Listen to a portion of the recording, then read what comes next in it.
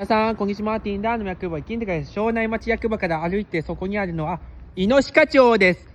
猪鹿町 M1 グランプリ。どうもー、猪鹿町です。ここスナックとユーミリアが気になりますね。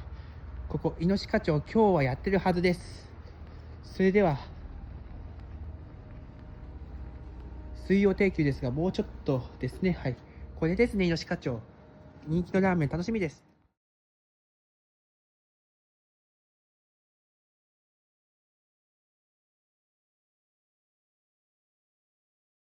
では、いただきます。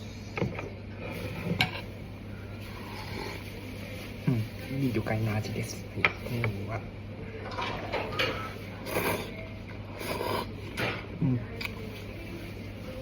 もっちりですね。美味しい。チャーシューが、ローストポークね。柔らか。ローストポークと麺合う。